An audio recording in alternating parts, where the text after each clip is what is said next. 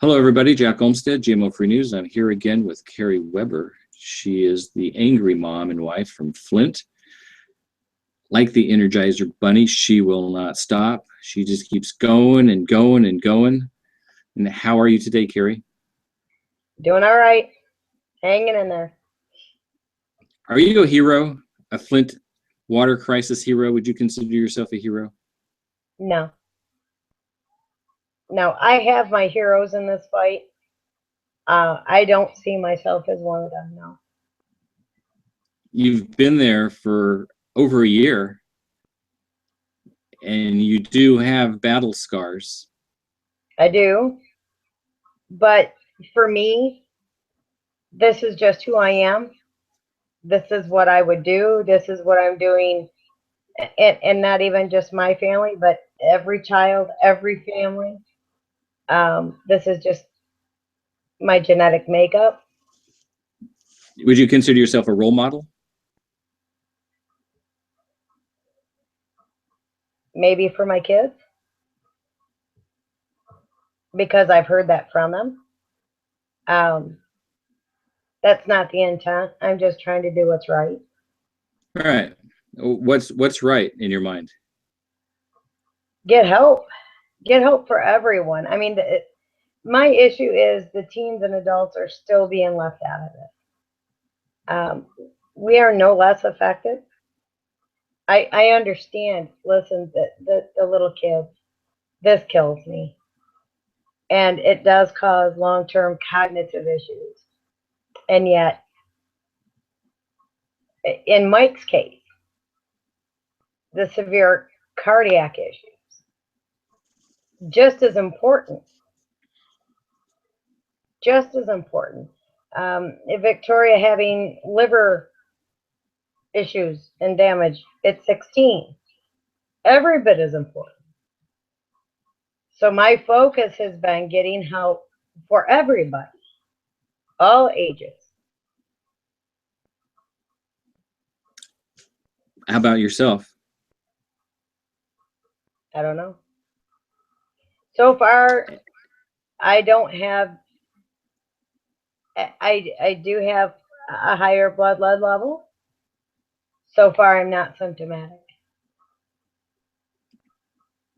What is your blood level? 6 months after we quit drinking the water, it was 3.6. So there's no way, and that's not excessively high, but that's 6 months later. But that's in your blood. That's in my blood. And was that from the finger prick test? Did you do the... No, that was venous blood draw. But even at that, I know there is a formula to tell you what it really was at its highest point. I have not done that. Is it because you don't want to know, or because the state, the feds won't pay for it? Part of it is I don't want to know. But really, more than that, right now, my focus is on the two in my family who are ill from this. That's where my energy has to be. And then, that whole save the rest of the free world thing just comes in extra. And that's what Vicki said yesterday. I've always been, the ultimate family woman, mom, and this is coming from my 16-year-old. I know it was very good to hear that. But then she followed it with this whole save everybody around me is kind of new. And I'm not trying to save everybody. I'm trying to make this fair and bring attention to the areas like the disabled where attention's not been brought.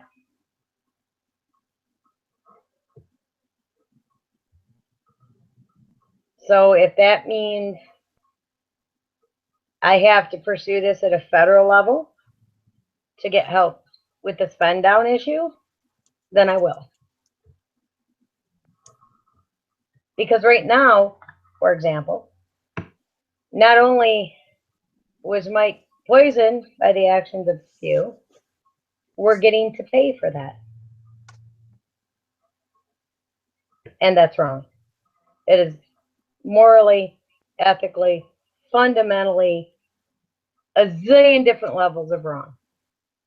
And anyone that has a spend down through Medicaid, and that's mostly the disabled, the elderly, those on SSI, etc., is in the same boat we are.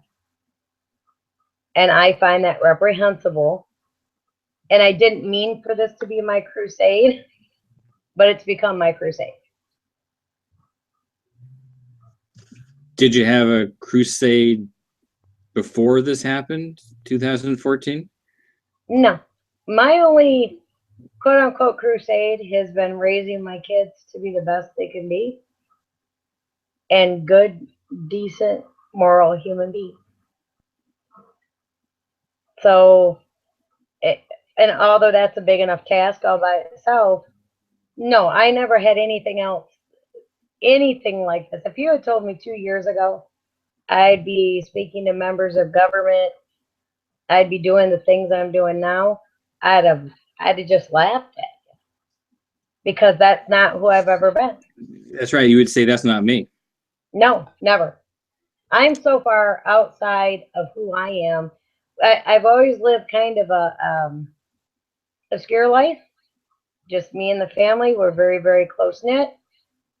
You know, taking care of business kind of thing. And I was good with that. I was very good with that. And now that's gone.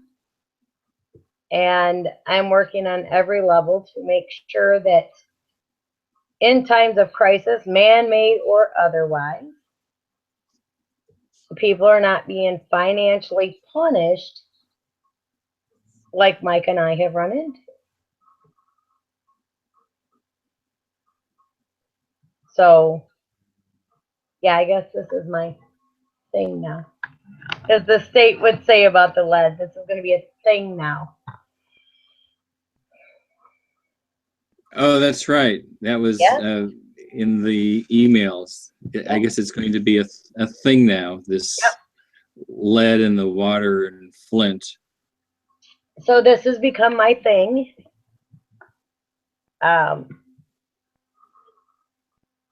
And I'll take it as far as I can. Can you bring the camera down so we Yep. see more of you? I see you got a nice picture up there. Yes, we do. Where do you have you thought about where you'd like to be a year from now, 5 years from now? Can you think that far ahead? Or are you like week to week? I would love to say this is all over by then. I've given up that hope. I don't know where I'll be. You have a lawsuit pending, don't you, or a couple of lawsuits against a variety of agencies? The only lawsuit we have pending right now is on an auto accident from almost 3 years ago. You're not on the group lawsuit? No. We will not join the class action lawsuit. We will do an individual lawsuit. Especially because of the damage to Mike and Victoria. I mean, Victoria's 16. She has a lifetime with what's happened. No, we will, we have talked to some attorneys. We will go an individual lawsuit, not a class action. I just wonder how women and men will get compensated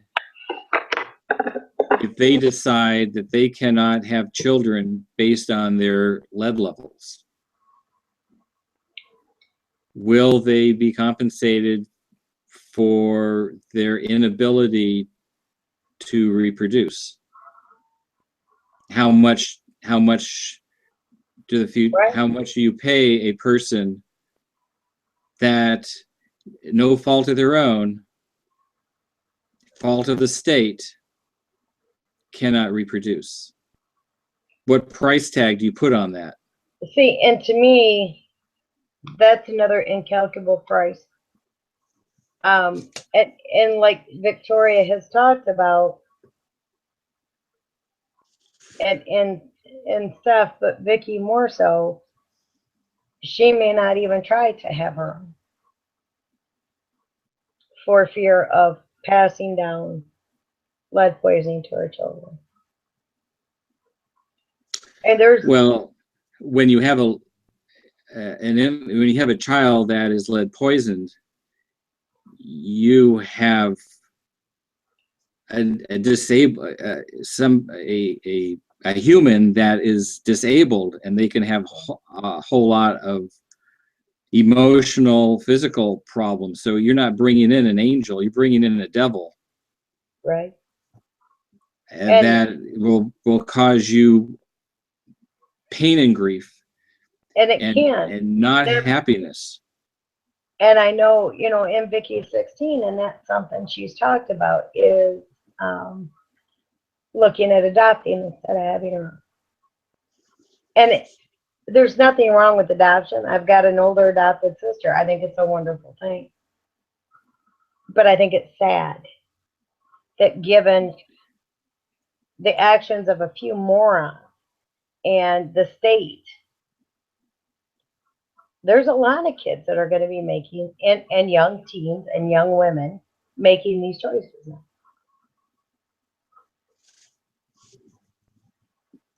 No fault of their own. No fault of their own.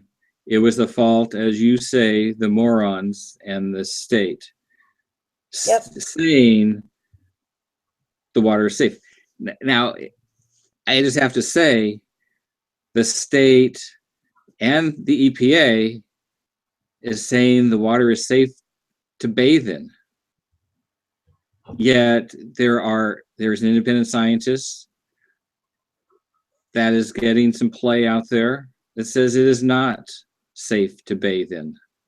So they're evaluating it, but they're saying, before we make our decision, go ahead and wash and bathe in it. I mean, and what I don't, aren't they saying exactly the same thing today as they said a year ago with don't drink the water? Wouldn't the best thing for the EPA and the state to say at this particular time, okay, there are issues, don't bathe, shower in the water until we find out if it's safe? You would think at some point, erring on the side of caution might just be a dull moment. But my point on all this is the media plays into it. Yeah. They continue to be their mouthpiece to say it's okay to bathe and shower in the water right now. They'll lay this out, they'll put out the press release, they'll give you a little history, but at the end of the article they say the EPA says that, and the state say that it's safe to bathe and shower in the water. Well, and here's the thing, Jack. We've gone back and forth, citizens, scientists, EPA, MDEC. Here's the big question is, can you absorb lead through your skin? Okay, skin is a porous object. It's an organism that is porous, it has little holes in it. That is the way skin works. Now, I understand the theory is, unless you work in a field working with, raw lead and you're, I don't know, forming it, welding it, whatever the hell you do with lead. Supposedly, no, it cannot seep through with water. But, for example, my family, how many more chances are we going to take? What if you have a cut? Oh, and that's a real life problem.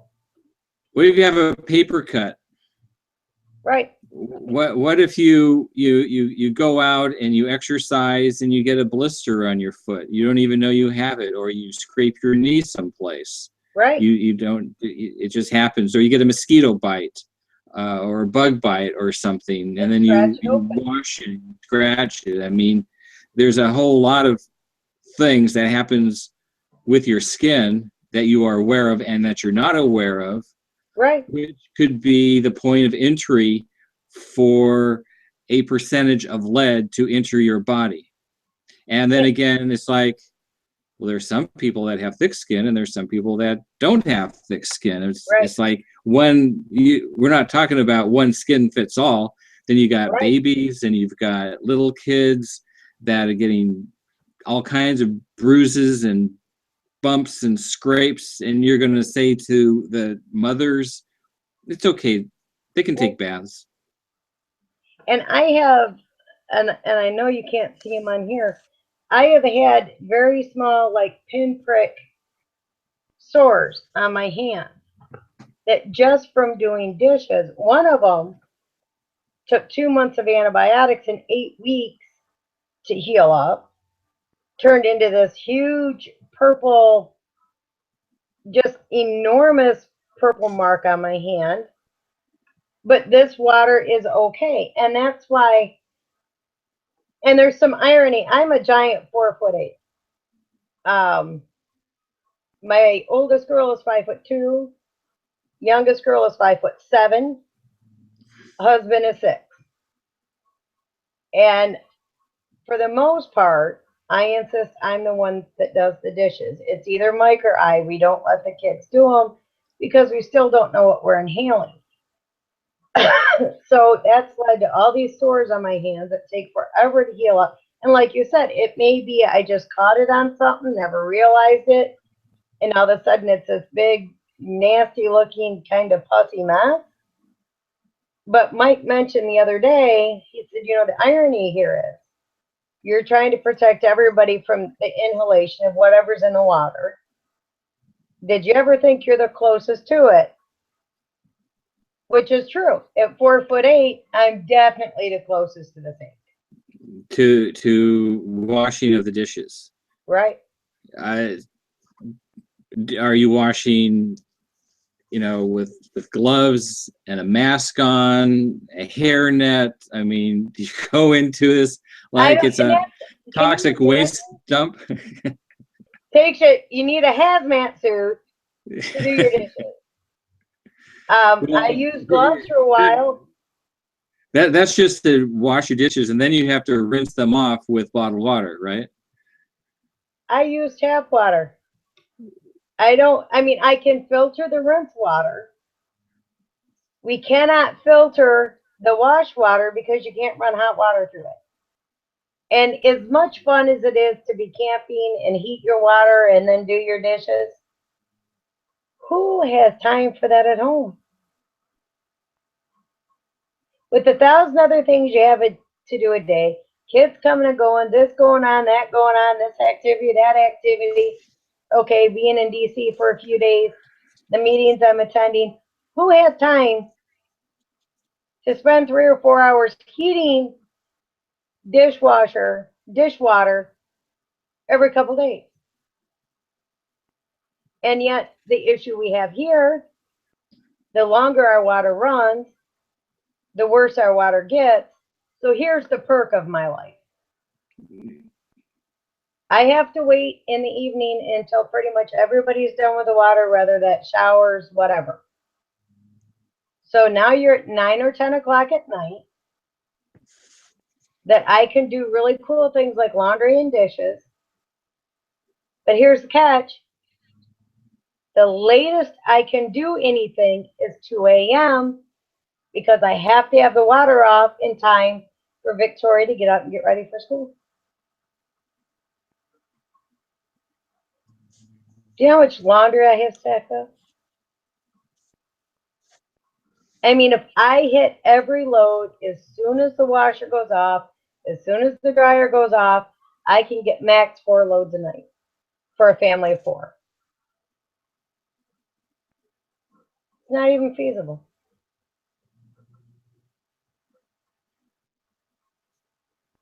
But that's the way it is. So is everything washed? No. Hell, we're lucky if we get all the dishes done. Because if I'm, I don't know, too tired to stay up till 2 a.m. and want to go to bed like a normal human being, then they're not finished or not done at all.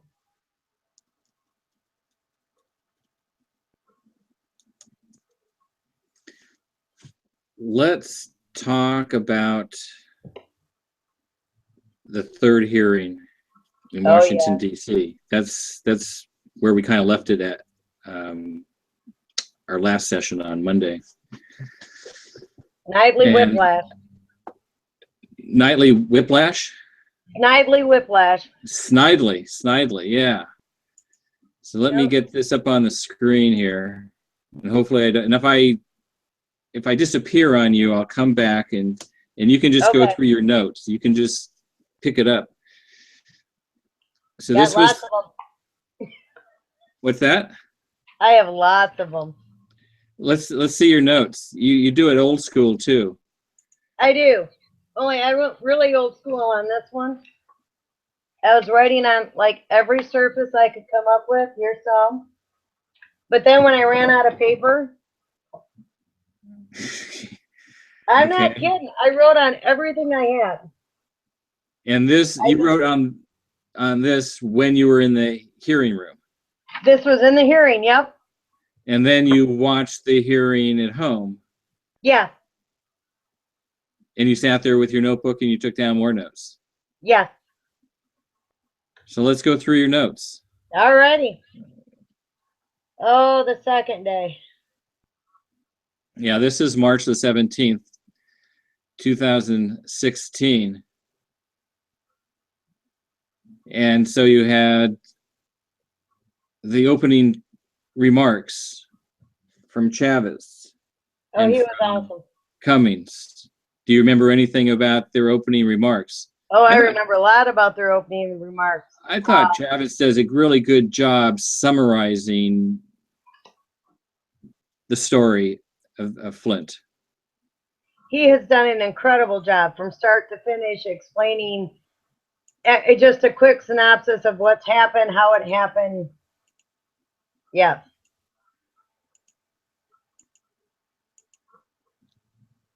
And Mr. Cummings, oh, that was just. Now this is something that he talked about in his opening remarks. We're talking about Chavez.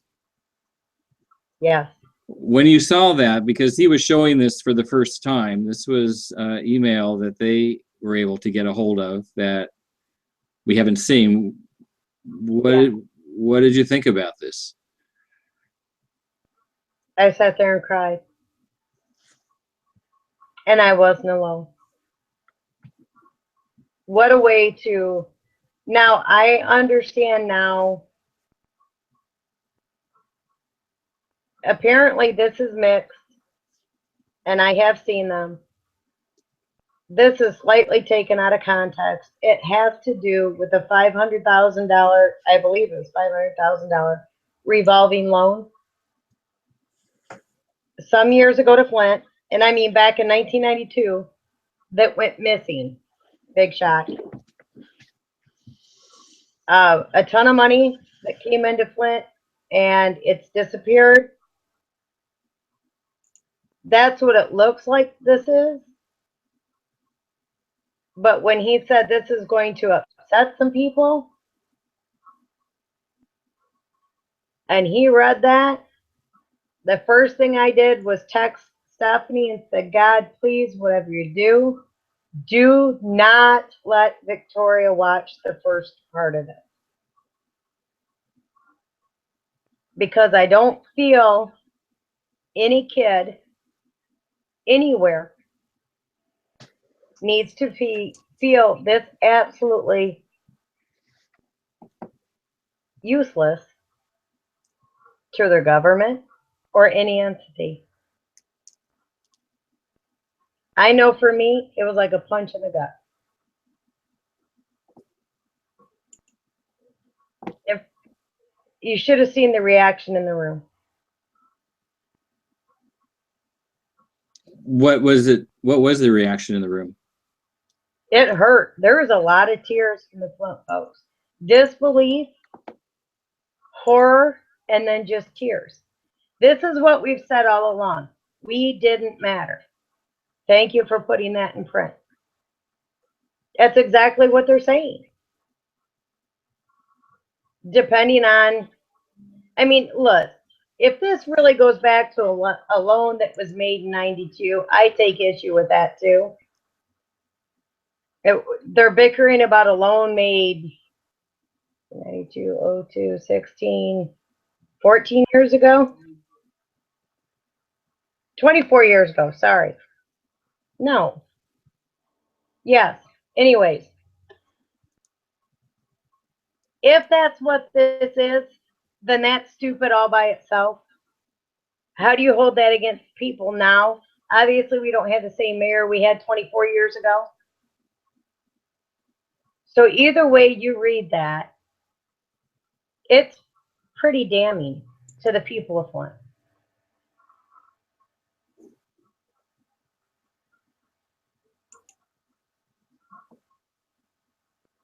Here, let me get Chavis going here. Here we are. Do you remember anything else about his opening remarks? Yeah. Here, I got my notes right here. I seem to be missing a page. When he was describing what the failures of the EPA, and then speaking even to Snyder, just essentially, how did this happen? How could this happen? A lot of the things he asked are the things we've been asking for a couple of years. But his summary was good. His summary has been good all the way through.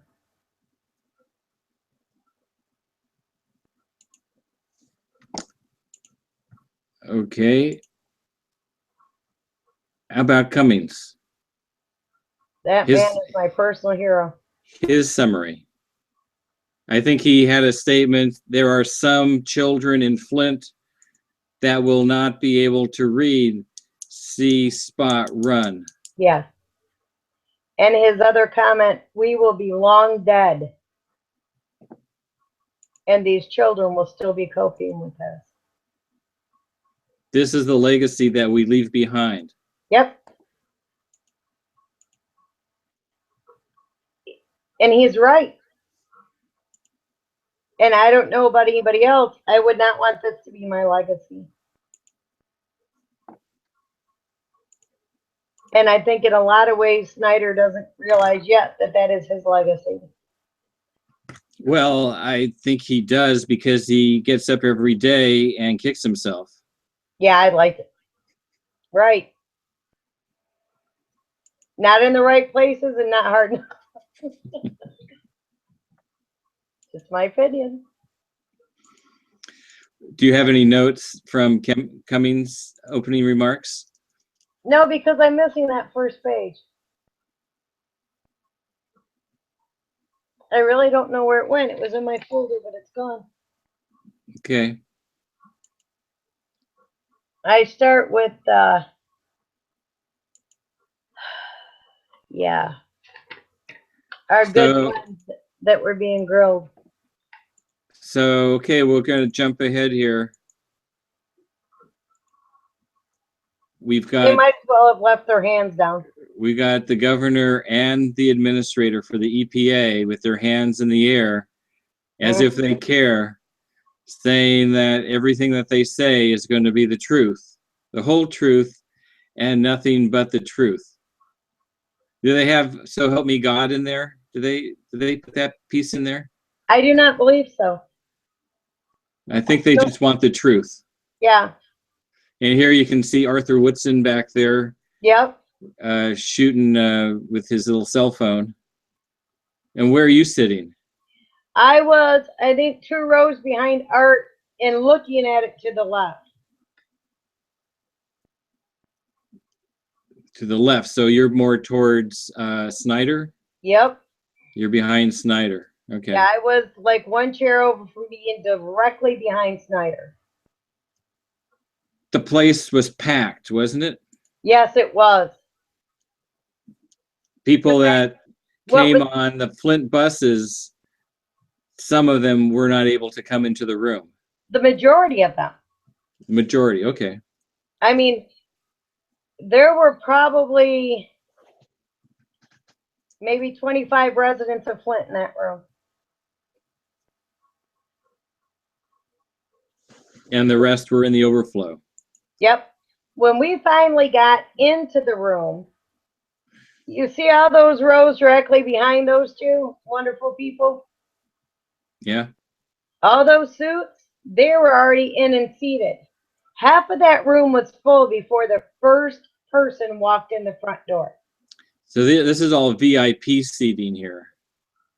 Yeah. Art Woodson, he's in the second row, I believe. He got there, I guess, pretty early. Is that how he No. got a seat? He was able to get seating that was requested, is my understanding. So he knew somebody. Right. But we were almost pushed out by one of the, and by we, I mean myself, a lot of us were very nearly pushed out by one of the, I think they're a union group that showed up. And they kept telling us, well, we have reservations in the back seat, which was not the case, or in the back row, rather. And I mean, I was one of the last 2 or 3 through the door. And we had been there since 7 a.m. Our group of 12 started out number 6 in line. Number 6 in line. Yeah, we were there before the building opened. They opened at 7:30. We got immediately into line, and then we had several people. It was a nightmare. It was just a nightmare. And we wound up having all these people cut in, and no matter what you did or said, didn't matter. It was just a nightmare. And by So the time they you're the first ones there, and then who cut in front of you? People from Washington D.C., people in suits? no, some group Nan.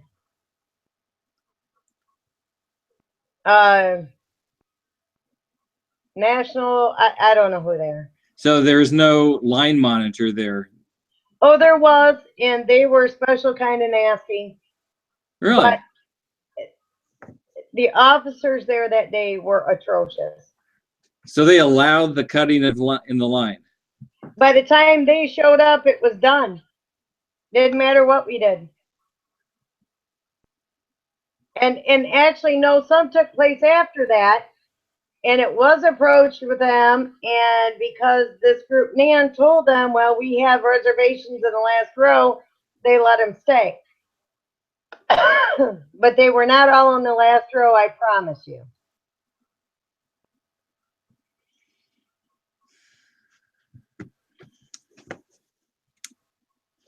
So, doesn't always pay to play fair. And I think a lot of what you see behind McCarthy and Snyder, especially behind Snyder, would be what's called legal advice. That was the same thing with Darnell Early. Those directly behind him were there for legal purposes. I thought it was a little odd that Governor Snyder didn't get the memo that it was St. Patrick's Day and he had to wear a green tie or some kind of green. Yeah, he missed it. Maybe his complexion, when it turned green during the hearing, and that might be. That's what he was counting on. And what was funny is none of us in the group I was with realized to wear green either. And I had worn green twice that week, but not that day. Oh. Bigger fish to fry. Yeah. Well, you can see it in that picture, and then members of the committee, they all had a little green on them. Yep, everybody did. Some people look like Christmas trees. There were some crazy stuff, yeah. Some of these committee members, these elected officials, the outfits that they wear. Whoops, did you freeze on me? No. No, okay. I'm still here. Do you have notes from Snyder's opening testimony? Yeah, do you want me to break it down for you? Yeah, break it down. That's what we're here for. We want to hear what you had to say. when you're in the room with Snyder. Blah, blah, blah, blah, blah. Everybody else's fault, blah. That is the summation. He kicks himself every day. Uh-huh.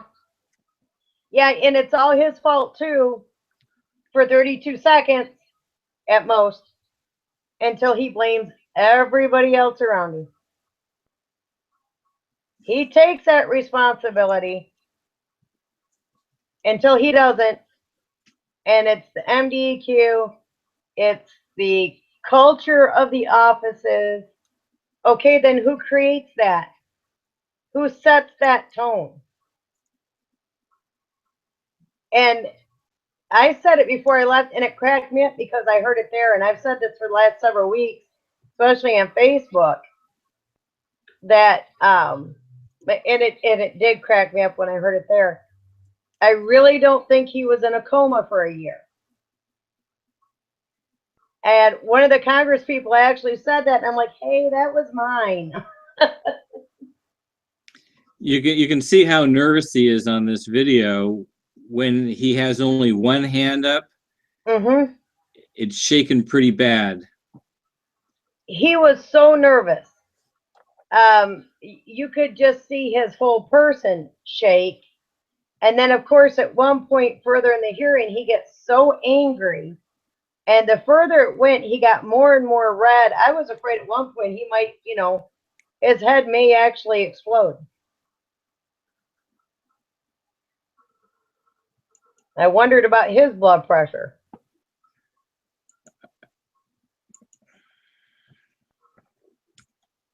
No doubt he was nervous, but you've got to remember too, Jack, that's the closest he's been to Flint residents yet. And he had his back to him. Yes. I'd have been edgy too. And I hear he ran out of the room. Boy, did he. He did. Hedman had when she was there. Early had. But yet he booked. He's not, I don't know if you know, but the 12 of us that flew out, the 5 families from Flint that were flown out by Progress Michigan in the AFL, we sent him a letter Monday before we left town, asking to meet with him in DC. We've tried in Lansing. He doesn't come to Flint. So we thought, okay, neutral territory, we'll go DC. We never got a response. We got no phone calls, no nothing. I had opened my Facebook while we were traveling here to there on Wednesday, and there was an article, and Ari Adler said he's not going to have time to meet with the families. That's how we were informed. Through the press. Through the press. Yep. Not a warm and fuzzy governor you've got there in Michigan. No. And I guess he's not a big hugger. I would think probably not. And I know right now, look, I'd be terrified to come to Flint too. I get that. But I cannot be convinced he could not one-on-one meet with people, even 20, 30 at a time, in a highly controlled setting. We had that town hall that was broadcast worldwide. He didn't show. He sent Callie, who is his own special story. Snyder's done a few photo ops, and that's it. So what are your notes?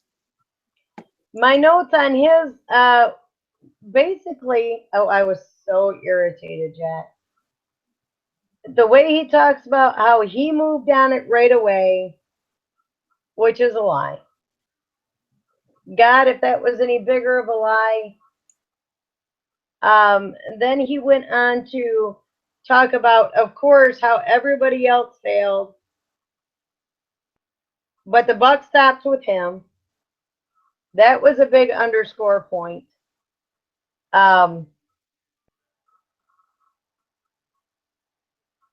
He disgusted me. I can't put it any better way. Everything he said was a blatant lie. And, with all those emails out that he's been gracious enough to release for us, since he's exempt from FOIA,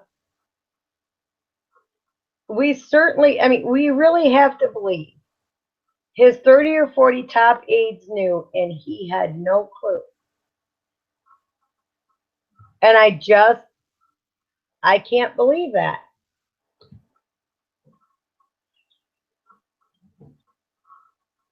So I don't buy it. I'm sick of him saying it was everybody else's fault, but the buck stops with me. And when he said, "Oh, I've owned it and I've apologized to the city of Flint," apology followed by inaction means not much. And the action of this state has been anemic at best. What does it mean, the buck stops with me? Doesn't that mean I take full responsibility for everything that happens? Yes. I mean, isn't that what it's supposed to mean? I mean, what does it mean to him? I think that's I what don't know what it means to him. To understand when he says the buck stops with me, what is he implying? Yeah, and on that, I'm not sure, because he admits all these agencies, all these people responded and answered to him.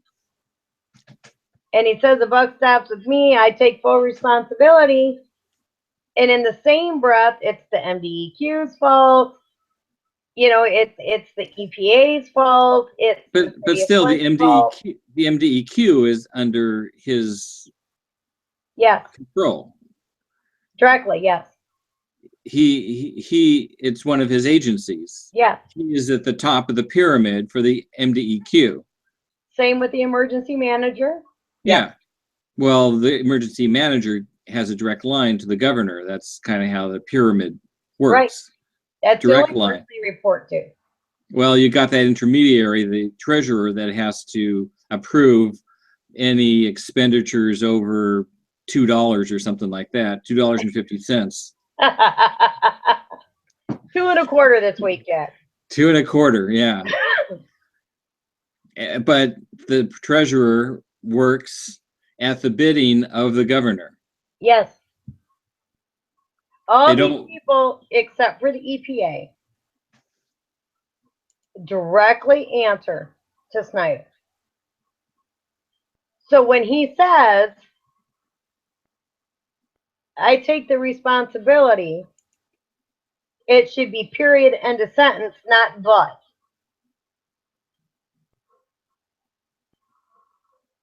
Did the EPA fail? Spectacularly.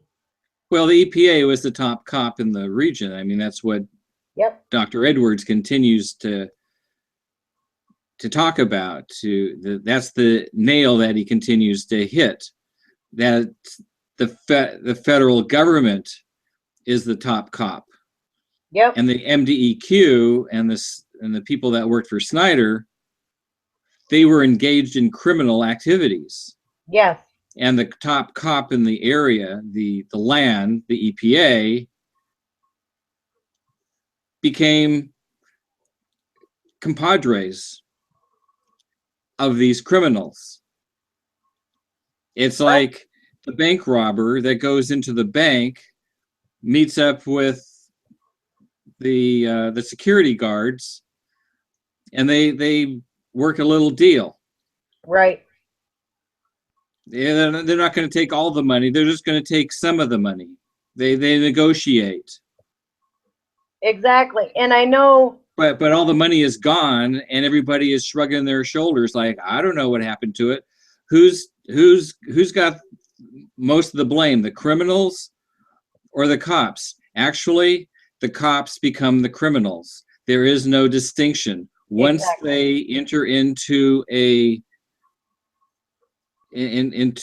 agreement that they were going to aid and abet the criminal element, they become criminals. Isn't that the way it works? Yes, I mean, I've watched enough movies on that Hollywood knocks out. I think that's the way it works in Hollywood. yes. And if you're caught aiding and abetting someone who's wanted for a felony, you're in just as much trouble as they are. That's right. You drive the getaway car. You didn't go into the bank. You didn't rob the bank. You just drove the car. Or if you had knowledge, let's say you're the boyfriend or the girlfriend of the person who drove the car, you had knowledge that this was going to happen and you said nothing. Aren't you also brought before the jury of your peers? Yes. To answer to charges? Just because you didn't engage but you knew of, that doesn't let you off the hook. No, not at all. Isn't that the way it works in America? I mean, that's how it works in the movies. See, and here's the thing, and if we want to take it to that level, there's bigger issues with this than a lot of people know. You still have this little problem with Flint falsifying documents. And it's well known. The documents are out there, the first draft, the quote-unquote corrected draft, where Flint said that they had drawn the water from all Tier 1 highest risk homes with lead lines, and they did not. They sought out a piece of road that had just had the pipes all replaced. This is the only thing Snyder gets right is when he says all levels, you have to bring it right back to the city too. Well, they game the system. There's no question about that. Their goal was compliance. Yep. And they did everything they could do to be in compliance, which, as you pointed out, they fudged the numbers. Yep. But then again, you've got the MDEQ. This whole thing is such a nightmare. Flint was supposed to provide 100 water samples. The MDEQ. 100 water samples from where? From Flint. From the highest risk residents. Yeah. 90 percentile. Right. Type of samples. Right. And the MDEQ reached out to them a few days beforehand and said, at this rate, you're never going to make it. Then the determination was made 65 samples would be okay. And then they took 63.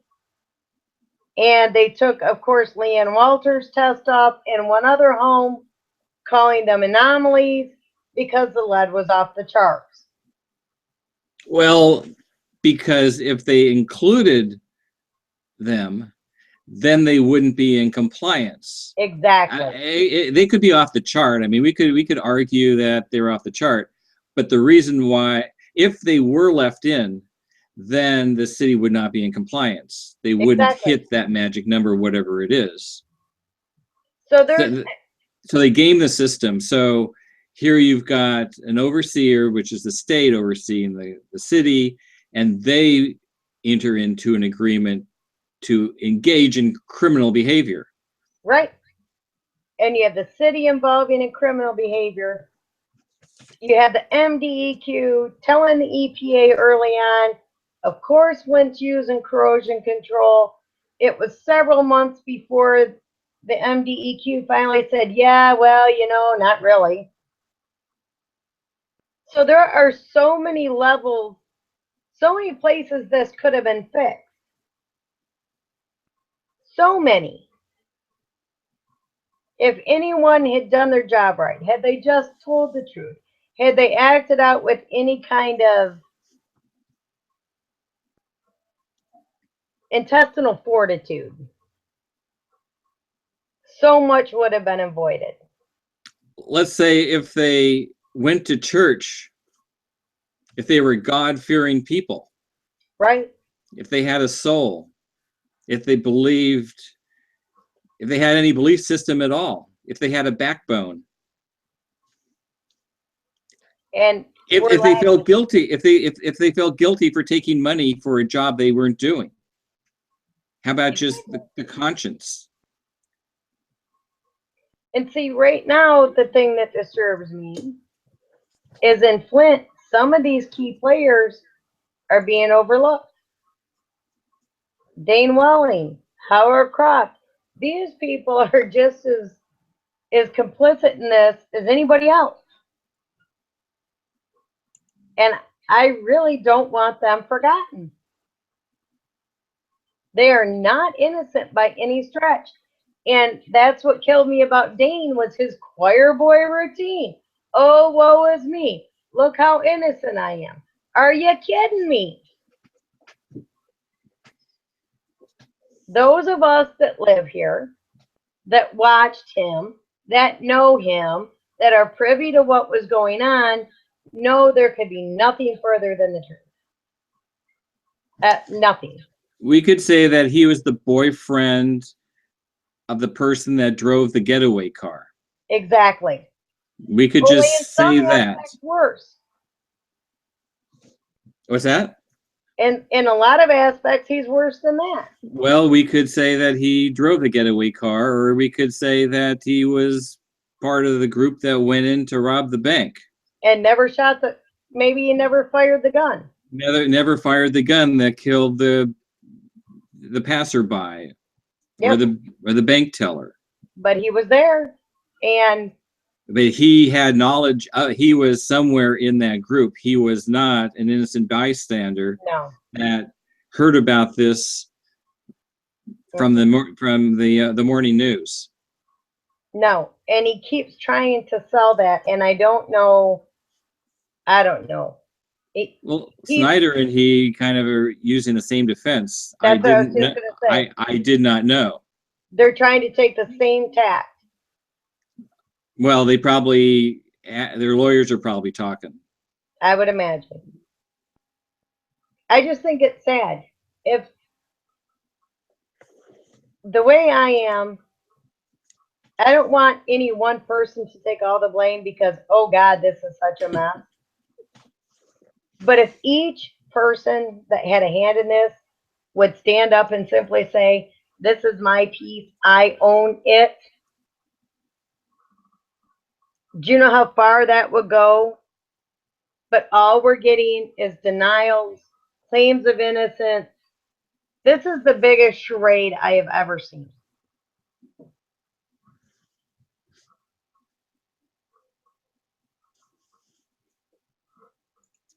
Okay, let's move on to Gina McCarthy, unless you want to continue to talk about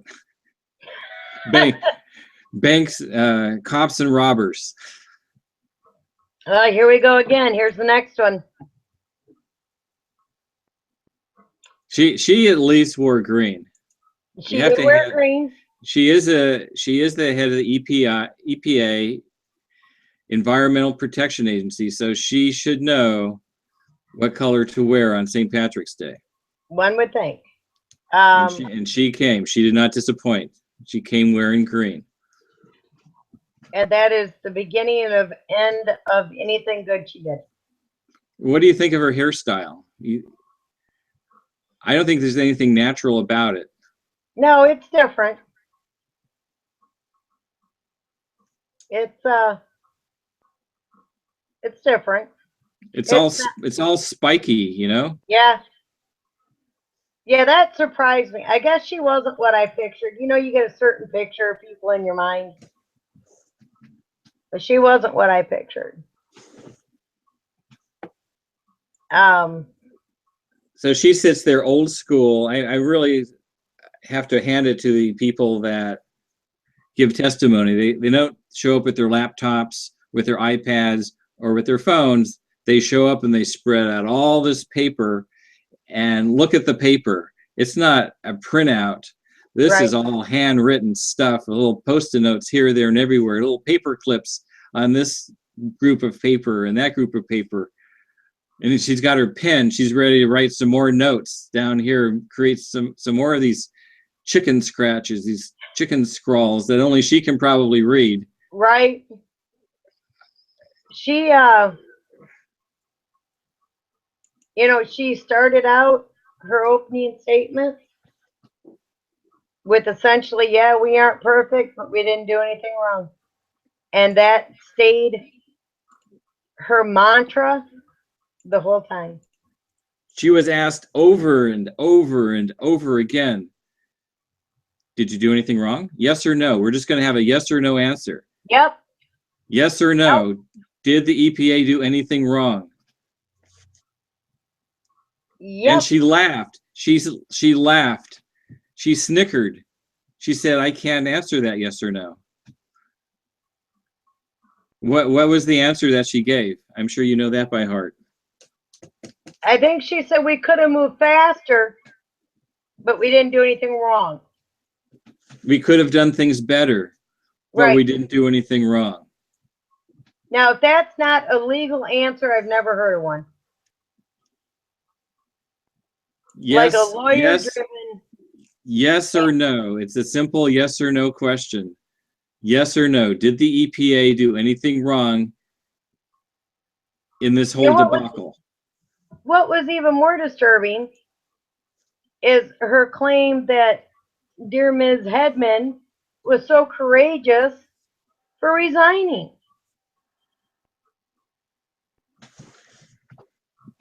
That's sickening.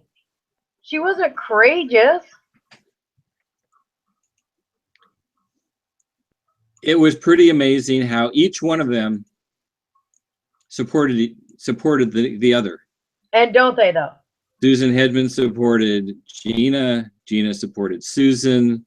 There's still that network, that good old girl network in play, even though Susan is on the street looking for a new agency to get involved with.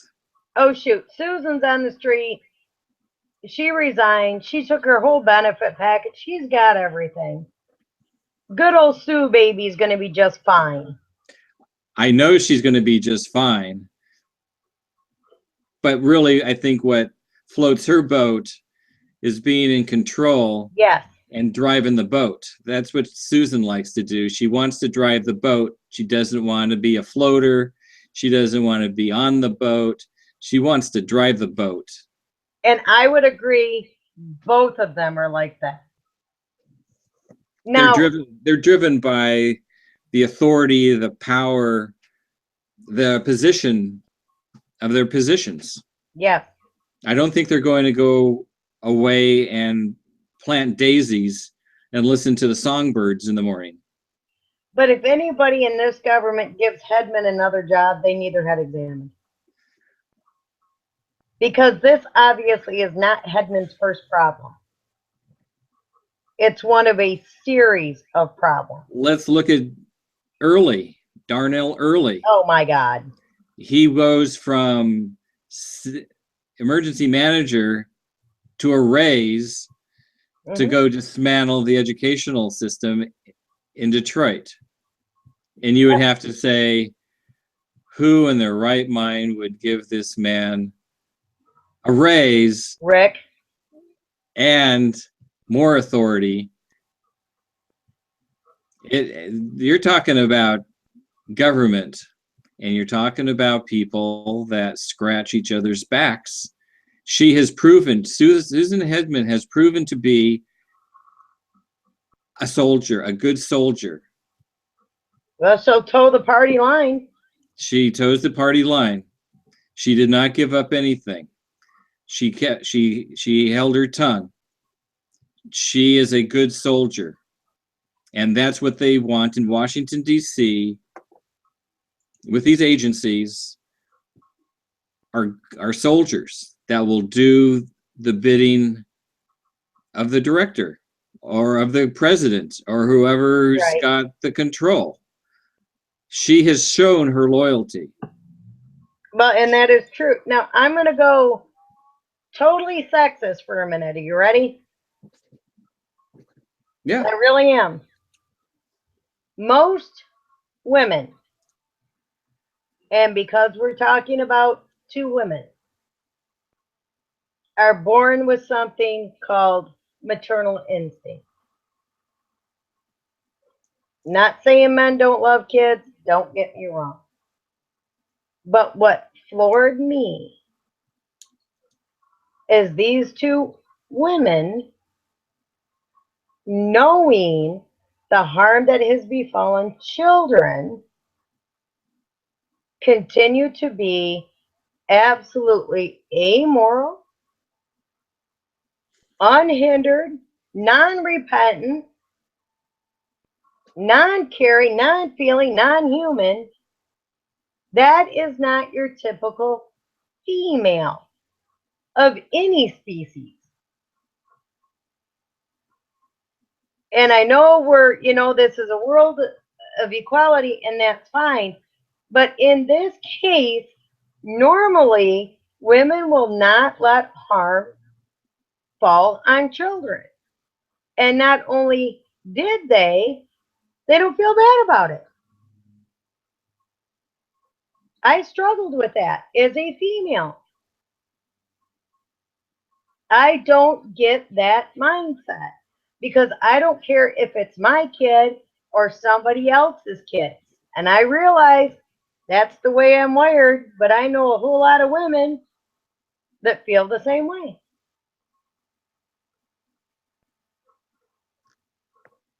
So that is my sexist moment for today.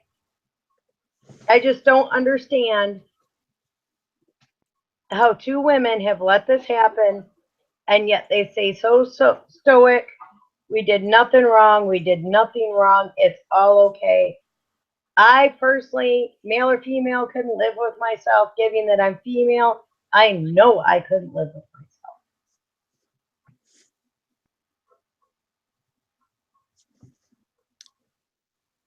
And they're doing fine. They're paying their bills. And I bet they go on vacations. I bet you they go on exotic vacations. And I bet you they give not a second thought. See, and that's the thing, Jack. It's not just my kids. It's not just my husband. Every kid in the city, the unborn, the ones that have been lost, that keeps me up at night. And I'm not the only woman like that. I'm not the only, there's men like that too.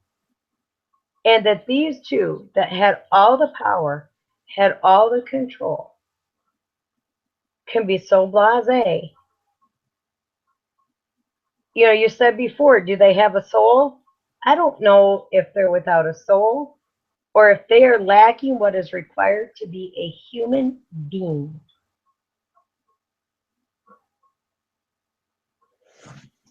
Because I don't get it. You look at the outpouring around the world, especially for the kids of this city, and yet these two that could have saved everything seem to have absolutely no remorse, no second thoughts. Well, we don't know if they could have saved everything. They could have saved more than they did. They could be there at the bidding of others, and they obviously are. They are, they've got positions of authority and power, but they are not the all-powerful. But 7 months before, when Del Toro wrote that, but raised that flag in Flint 7 months prior to. How much damage would that have saved? Yeah, but they create a culture within the agency. Yes, they do. That is their legacy, that the culture. So they probably were not immediately aware of these situations, or this was their knee-jerk reaction to it. They didn't understand how severe this would be. And this, Flint is happening in other communities in the United States. And the fact that we had to have a congressional order to tell the EPA, to tell cities, I think speaks volumes. Well, we'll find out if that holds up in court. Or if they do it. Or if they do it. I mean, you can have a congressional order, but then again, you can have lawyers, and that's exactly what Region 5 did when there was some pushback from the state. Let's check with our legal folks. Now, we'll get back to you. When the MDEQ said, no, we don't want to be governed, all I could think was emergency manager. That's all I could think. Because essentially that's what the EPA is doing. Telling the MDEQ, you are not qualified, we will take over from this point. We will do this for you. That's the same thing we had an emergency manager. We didn't want it either. But the MDEQ, who so severely dropped the ball, is going to say, no, we got this. No, I don't think so. We talked to a whistleblower that worked for the MDEQ for 25 years. She said the whole agency was dripping with cronyism. Oh, yeah. People did not deserve to be in the positions that they were in. There was incompetence at every level, even today. It's just amazing how this culture is continuing even today. I don't even doubt it. Even when all of this has come out, it's still happening right now. I have no doubt. I have none. After listening to the answers we got out of the Whirlpool, the answers out of Dan Wyatt, the smugness, the we know better than you do, yeah, I don't doubt it.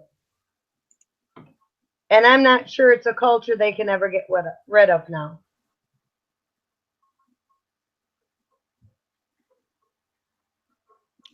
You can't go in with a clean broom. Nope. Because you know who deserves to go and who deserves to stay. Right. It's you're going into an army, you know. Anyway, it's crazy. It is. This whole thing is nuts. It is totally nuts. It doesn't make a lot of it just doesn't make sense. Like you were saying, these women, they have an innate connection with the next generation, with children. Yeah. Yet that switch that you believe most females have, it wasn't switched. And I'm not saying all. Something I know in their there's brain. terrible females out there. I get it. But for the most part, I mean, Hedman saw the letter from Miguel del Toro immediately. Obviously, apparently went out of her way to punish him, do everything else, lied to MDEC. It's not finished. It shouldn't be out. Lied to Walling. They work so hard not to do their jobs, it's almost exhausting. And she was well aware back in February, lead in water, and she decided to cover it up. I guess morally I'm somebody different, or I don't know, never been in that situation. I would hope morally I would be somebody different.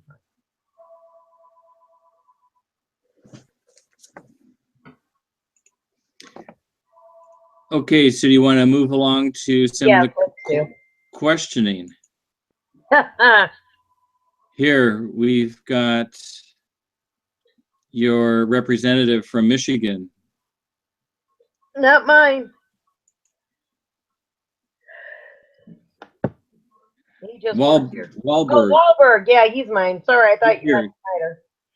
No, Wahlberg. He's your representative, and he has some questions. And now, were you a little taken back how the Republicans hammered on the EPA and the Democrats hammered on Snyder? No, but I was highly disappointed. How it became more of a... It was extremely partisan. Partisan, yes, partisan. And my problem is, this is not a partisan issue. This is a human issue. So I was very, very disappointed. Well, it's interesting because the U.S. Congress is dealt these kinds of situations all the time. This isn't unique. Right. They deal with human tragedy and populations being wronged, children being harmed. Yet, at the end of the day, again, it's being the soldier for the party, and they seem to a man, to a woman, lived up to their role. They hammered on the EPA. The Republicans hammered on the EPA, and the Democrats hammered on Snyder. And I was discouraged. A lot of people were discouraged leaving that day because I understand the partisanship.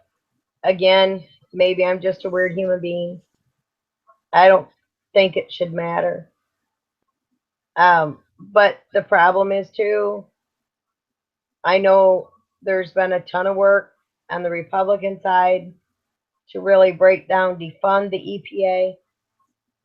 I almost felt like they were making this an excuse to get rid of the EPA. The Democrats obviously beating on Snyder because he's a Republican, although I never heard them say anything that was out of bounds. They were right on, but it should have come more from his party. The EPA should have been more jump from the other party. But no, this hearing was disappointing. It was far more left and right than the first two. Well, they only get 5 minutes to really hammer their points into these people, and they understood the clock was ticking, so they would ask the question, and if the answer got a little too long, like over 20 or 30 seconds, it's like, I don't have time for your answer. We're going to move on to my next question. They were just there to hammer their questions, kind of like prosecutors, and you could see some of the representatives were former prosecutors or lawyers, and so they did their thing, that they used to do. So anyway, what did you think of Walling and his? You mean Wahlberg? Wahlberg, yeah. I'm sorry, Wahlberg. Yeah. You might not appreciate that Walling thing. He talked quite a bit about Mark Edwards.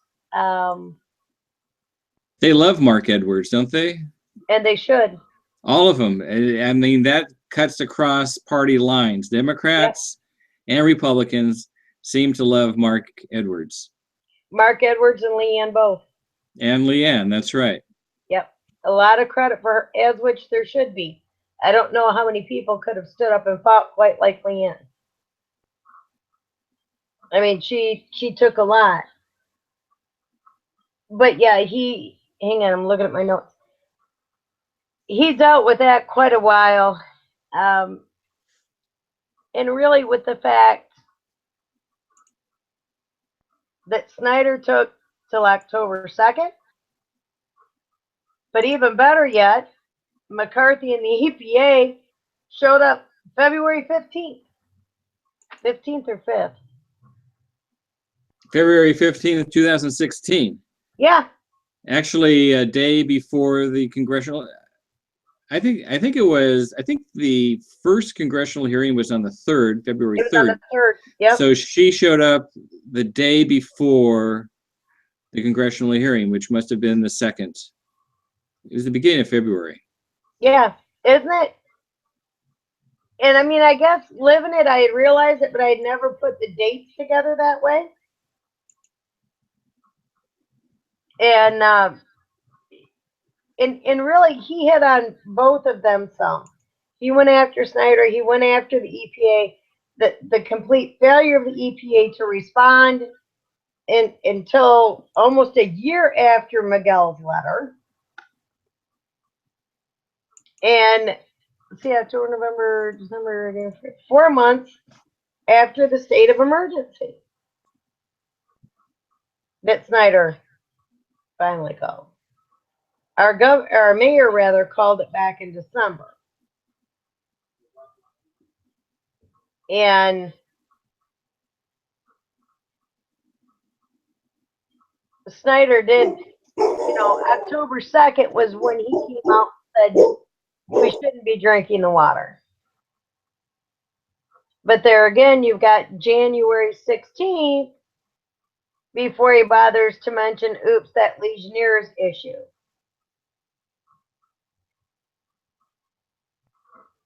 Yeah, oops, I did it again. Right? Shucks, shame on me. So, woefully inadequate. But I thought Wahlberg, he actually hit some good points with both of them.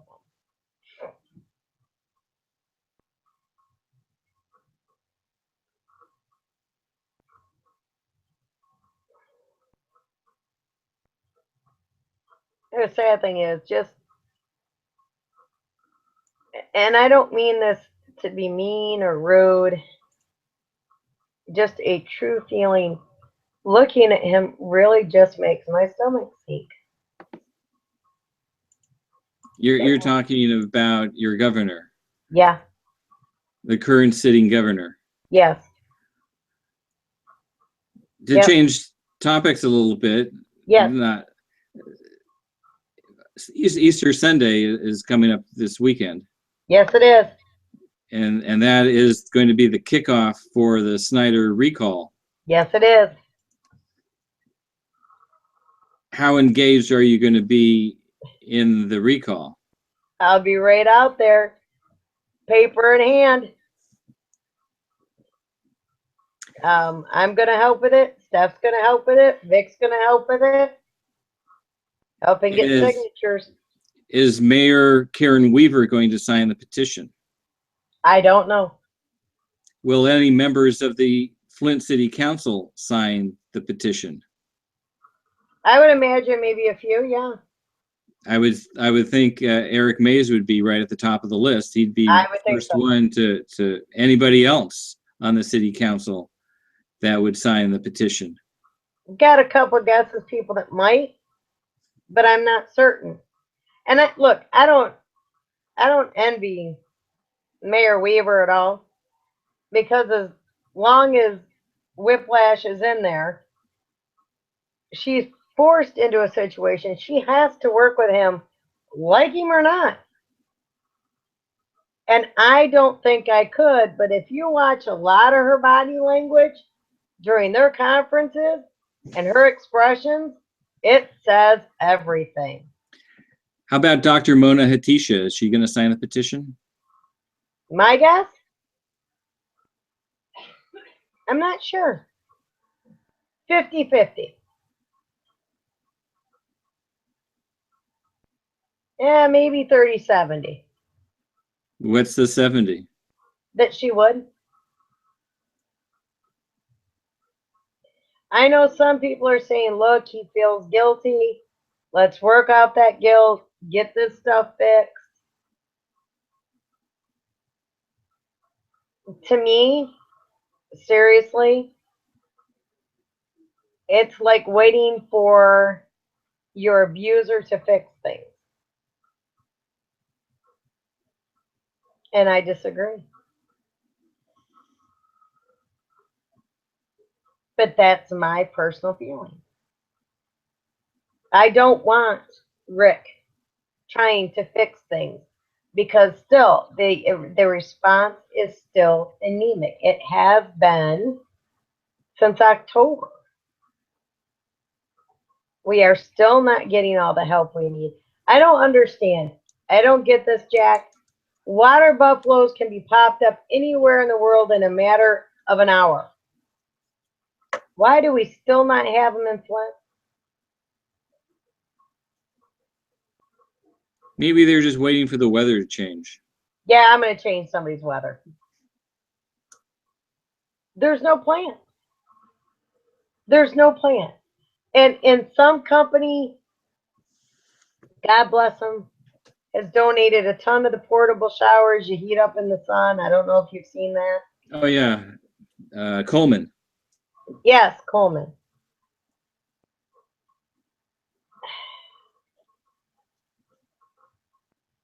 It's not that it's not appreciated. It's another Band-Aid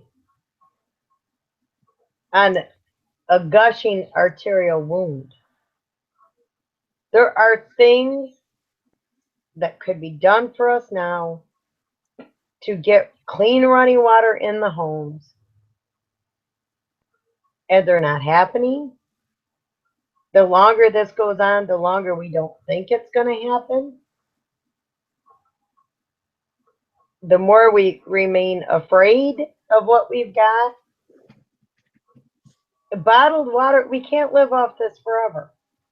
In fact, I'm tired of living it off it now.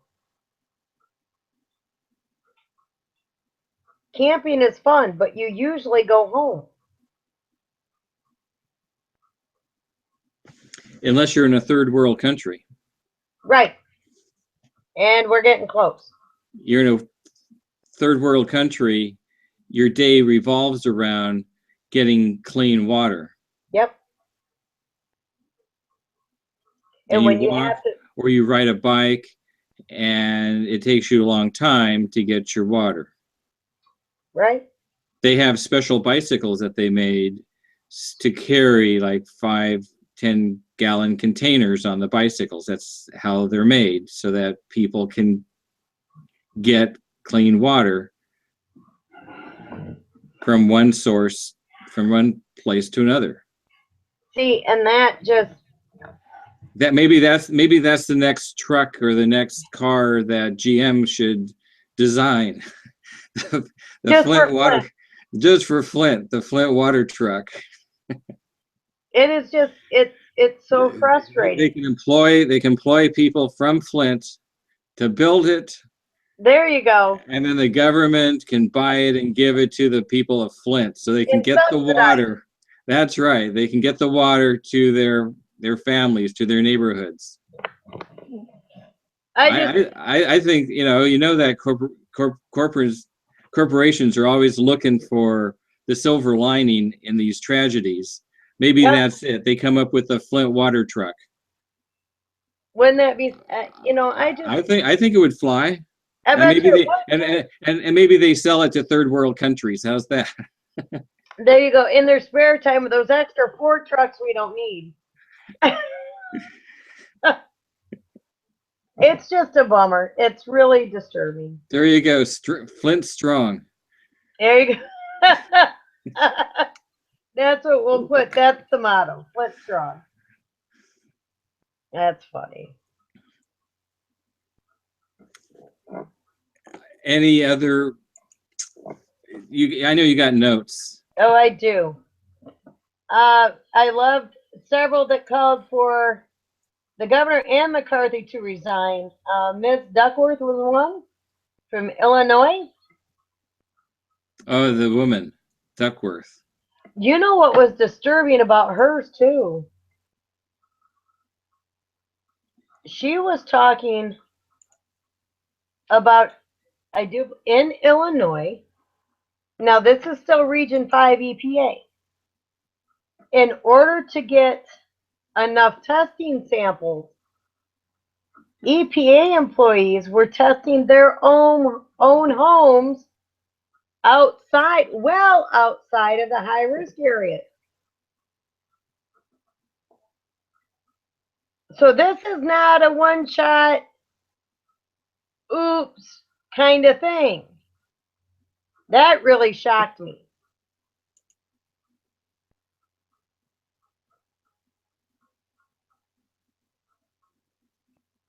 Here I've got Mr. Cartwright. Mr. Cartwright, let me find him.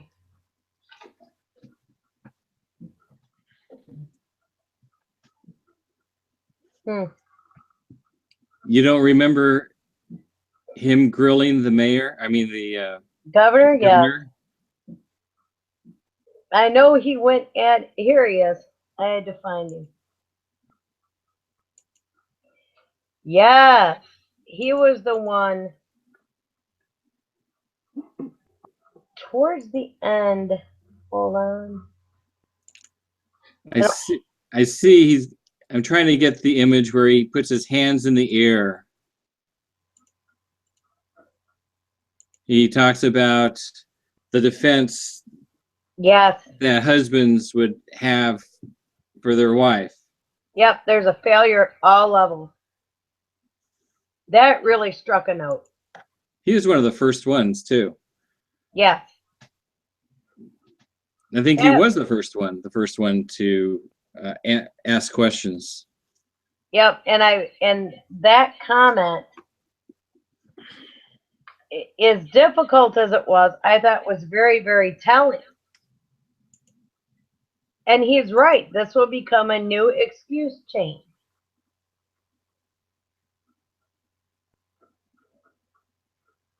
He wasn't one to wait for Governor Snyder to answer. Nope. He was there to hammer him with questions and questions. And then he said something like, I'm sick and tired of your answers, or yeah, excuses, I think. Excuses. I'm sick and tired of you being a weasel.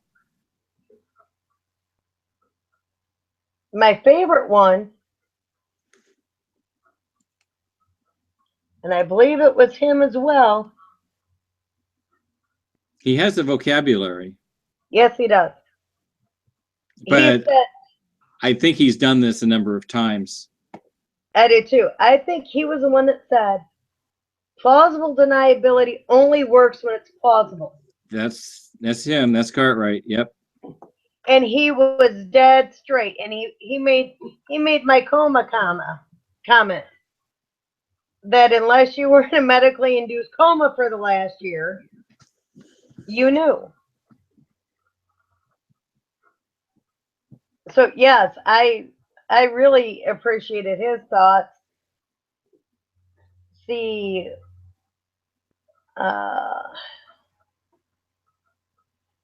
several called for resignations of both.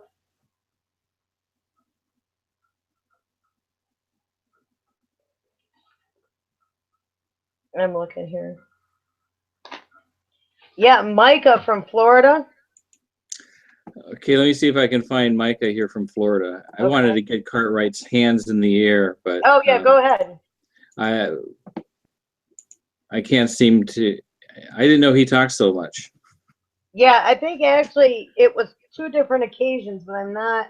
I do believe so. Well, there he is. There he is. Oh, yep. I missed it. Oh well. Oh well. I've got him. I've got a picture of him with his hands in the air. Yeah, he was on fire. And with that, Mr. Chairman, I yield back. Yep. And now we move on to I think he's from Florida. Amrish. Yeah, Micah's Florida. Yeah, Mike, I don't know. How about Miss Norton from Washington, D.C.? Norton. I've got some on her. You know, this is her second rodeo, so to speak, because her community was poisoned 2001, 2004.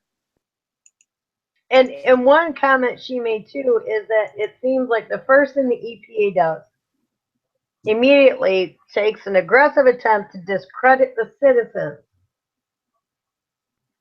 and insult, etc., members of the community. So instead of the EPA saying, okay, we may have a problem, they immediately go after people, which I would have to agree.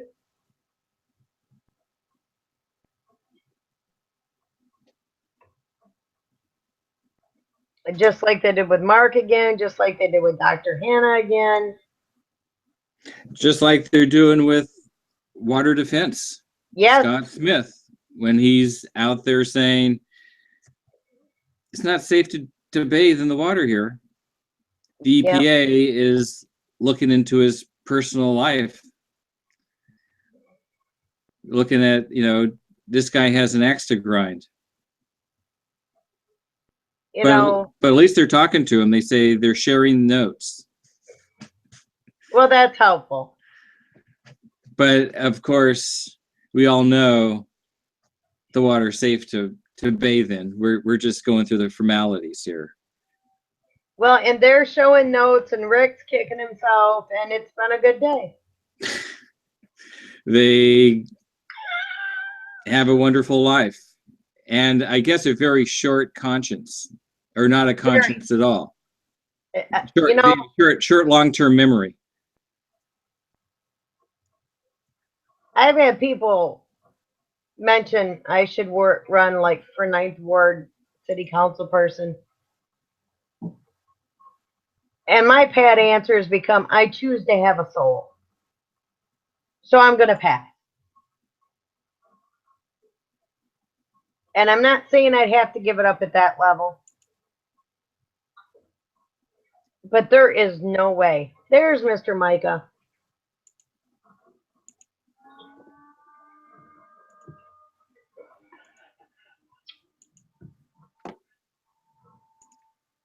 He really drove home the fact that the EPA still has managed not to fire anyone,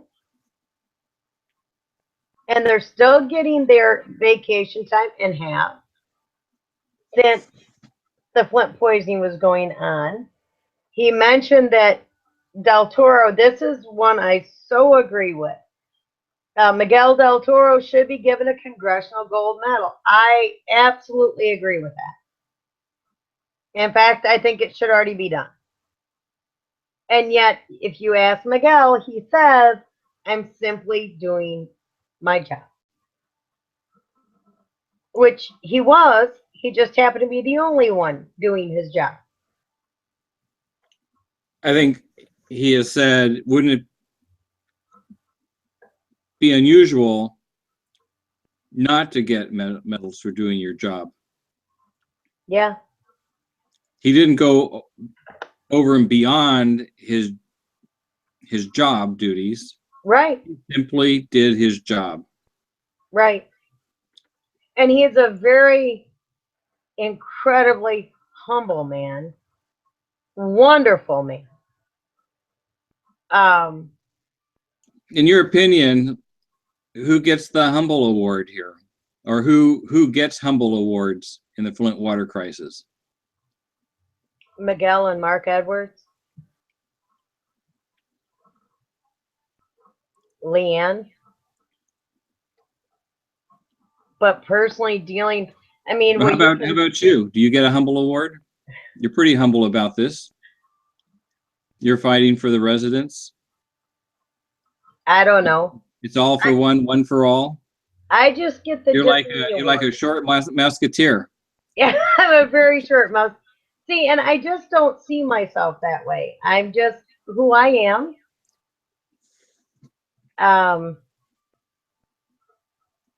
But yeah, maybe, I guess. Maybe. I just don't. That's not me. Well, it's not Miguel. It's not Mark. No, it's not at all. How about Dr. Mona Hanatisha? No, it's not her either. I mean, she continued to say, look at the residents. It's not about me. Shine the light on the residents. Right. They're the ones that put it together. And even though they brought her into the spotlight, she continued to say. And she still does. She still does. Yeah. Yeah. And that's the thing. There's so many good, positive faces on this. So, yeah, a lot of people are very humble and very, it's not a big deal. It's who I am. Wow, I just said that too. Well, they're working for the right reasons. Right. Which is the children, the community, others. It's not about themselves. And maybe that's what it is. It's those with conviction tend to be. Ethics. Mark Yeah. Edwards teaches a class in engineering ethics. It comes down to ethical moral fibers in the individuals. Yeah. And unfortunately, apparently in government, we're sadly lacking. Not that that's a huge shock, but, you know, like I said yesterday, the EPA has worked so hard to regain trust in Flint. And I don't know, well, it didn't take the whole 6, 8 hours between Hedman and McCarthy. Probably in 45 minutes, they had destroyed it all. Just destroyed it all. And I was getting calls and text messages right away. People here no longer trust the EPA because of who's at the head of it. If that's her attitude, how can the people on the ground really be good? And that's what I'm hearing as a citizen. What's the alternative? If you don't trust in some authoritative body, you don't trust in the police department, you kind of do what you can. I mean, you have to trust them a little bit. People are holding on to Mark Edwards. Well, Mark says you can trust the EPA right now. Mark says that you can trust bathing in the water right now. So does Dr. Mona Hanna-Attisha. She says you can bathe in the water right now. Don't bathe infants, but you, right, as an adult, you can bathe in the water. It's safe. And hers did have a caveat when people actually opened that text message we got, unless you have rashes, et cetera, et cetera, et cetera. So I know, and Mark and I agreed to disagree on the bathing in the water. Well, these guys are heroes. And what I say is they're heroes, they're not saints. No, and they're not infallible. I mean, you can be a hero on the battlefield, come home, and they can lock you up for one reason or another. You rob a liquor store, you jaywalk, whatever. You can be a hero. You're just not a saint. You can be rewarded for all the wonderful things you did in the heat of battle. Right. But you could be not a very nice person or whatever when you come home and you're not on the battlefield. Well, but it's just one battle. They may be completely right, Jack. And maybe the science shows it. I am too terrified to find out. God forbid they're wrong. I think Water Defense is saying we don't have enough data to support that the science is sound. Right. That's what they're saying. And it's like, yeah, you know that there's lead in the water, but there can be a number of other heavy metals in the water. There can be other things because you're not testing for them. Right. And there can be combinations. You're just testing the chemicals in isolation. You're not testing the chemical concoction. And I said, I've tried everything I can to get the house tested for Legionnaires as far as a hot water heater, etc. I'm not alone in that one, by the way. A lot of people have. So you mix all the fear with the differences of opinion. We're really not much further than we were a year ago. And that is the trust. Yeah. The trust factor. Who do you trust? Yep. And what you trust is, your bottled water. It comes to you sealed. You crack the seal. You trust that. Yep. An unbroken seal on your bottled water. Which is just sad.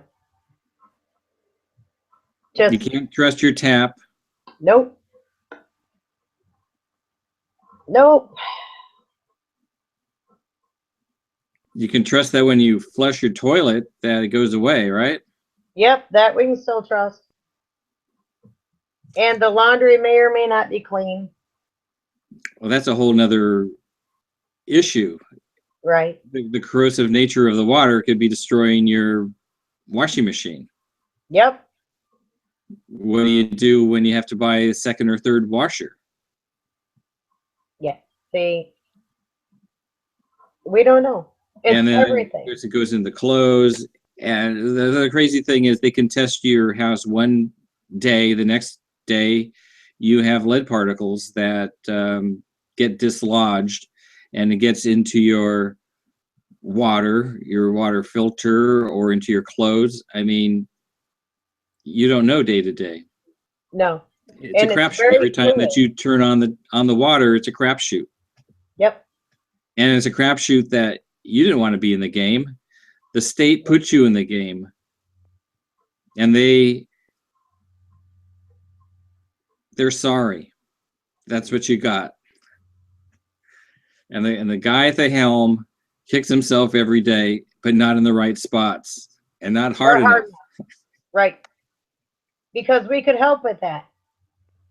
The whole issue is, at this point, and I'm telling you, I don't speak for all of Flint, but I do speak for a lot of my friends I've spoken to on this issue in Flint. Truly, we have taken enough risks. There is no risk worth taking anymore. Now, like a lot of people, we don't have a lot of options but to bathe in them. So you make it very controlled, very quick, and that's the best you can do. But no, with the filter, without the filter, not drinking this water, there's no way. I don't trust it. We won't give it to the animals, certainly not giving it to the kids. We really paid a high enough price right now that I'm done. We are no more Russian roulette. I'm done. We got 4 minutes Oh left. boy. We've killed 2 hours. Have we really? Yeah. You see Yeah. how we are? It's amazing how time flies when you're talking about Flint water crisis. Yes, it is. Your depth of knowledge. You think that you're done with it, but it just keeps on going. Yeah. It's been a learning experience. I don't like dreaming about water and biofilm, but I do now.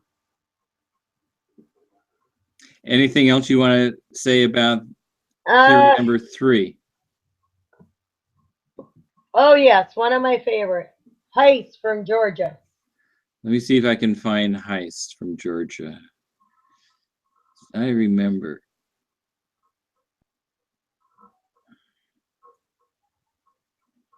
Then they broke. Yeah, why don't you just talk about Heist? I'll see if I can pull him up. Heist asked our good friend at the EPA, Ms. McCarthy, if Hedman had lied on Tuesday. And it will expound in a minute here. McCarthy said absolutely not. Per McCarthy, the EPA and Hedman did nothing wrong. They worked immediately and without stop. In September, McCarthy praised Hedman. She did not praise Del Toro. He was given retribution, which of course she says no to. So just in September, just prior to all this blowing up, Hedman is given praise and a great a great review by Gina McCarthy. And this is after she's blocked the state. She's not blocked the state. She's listened to the lies from the state. She's done nothing to help the people. And yet McCarthy told her good job. And then they said they worked immediately and without stop. Really? Where?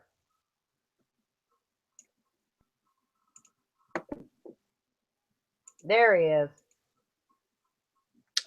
I took pictures of all of them. Not a bad idea.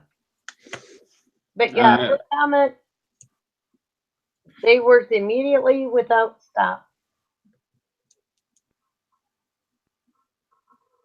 And then that the, lead and copper rule was supposed to be fixed 18 years ago. These are the things that just make your stomach hurt. Now they're being told, I believe, 2018 to fix them. It's unbelievable how this, you would think right now with the eye being on the EPA, they would be getting that lead and copper rule fixed. But even now they're telling Congress, well, it should be fixed in 2018. Well, take your time. Please, please, no rush. And from what we've heard, they want to raise the numbers. Yes. Yeah. And why do they want to raise the numbers? Not because they are the Environmental Protection Agency, but because of compliance. Yep. The municipalities cannot comply at those low numbers. Yep. It's not about protection. Well, it's about protection, not the people. It's protection Of government. of government or industry, corporations, whatever. And I know a lot of behind it. people, Leanne Walters included, have testified against that very wonderful idea. Well, we're close to 2 hours, and I'm going to have to cut you off Not a problem, sir. because I won't be able to edit it if we go over 2 hours. Okay. Take care, good sir. Thank you. Well, we can talk in the green room. Here, I'm going to end it Okay. right now.